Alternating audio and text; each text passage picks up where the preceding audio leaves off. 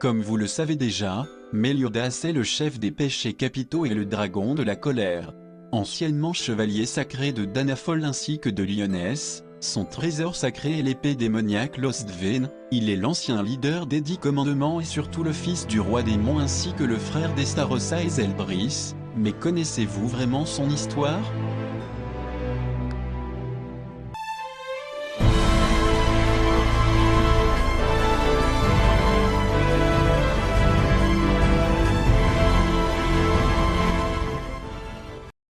Malgré son apparence plutôt jeune, il est âgé de plus de 3000 ans. Mais ce n'est pas tout, nous apprenons qu'il est en fait un démon, le pire démon qui n'ait jamais existé, le fils du roi des démons.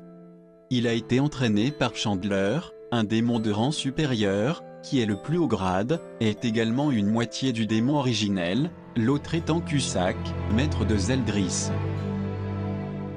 Méliodas finira par trahir les 10 commandements et le clan des démons en tuant Aranak et Zeno, 2 des 10 commandements.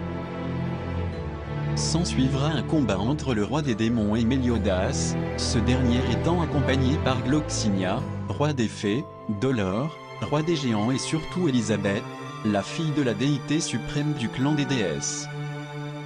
Mais le roi démon reçut l'aide de la déité suprême, et pour punir leurs enfants respectifs, le roi démon et la déité lancèrent une malédiction à ceux-ci. Si Méliodas meurt, il se retrouve ressuscité mais perd peu à peu ses sentiments, pour redevenir le démon qu'il était autrefois. Et pour Elisabeth, elle se vit infliger la réincarnation perpétuelle. Méliodas vit mourir Elisabeth 106 fois jusqu'à la princesse actuelle. Nous savons qu'une vingtaine d'années avant sa rencontre avec la princesse Elisabeth, Méliodas était chevalier sacré au royaume de Danaphol, et que par sa colère après la mort de Lise, qui s'est ensuite réincarnée en la princesse actuelle, il a entièrement détruit le royaume. 10 ans plus tard, Méliodas et les autres péchés capitaux ont été piégés et accusés du meurtre du grand chevalier sacré, Zarathras, du royaume de Lyonès. Méliodas allait s'enfuir, mais une étrange ombre arriva et lui dit qu'elle était désolée, puis il perdit connaissance. À son réveil, Méliodas était dans un gigantesque trou, et c'est dans cet endroit qu'il rencontra Hawk. La suite, vous la connaissez.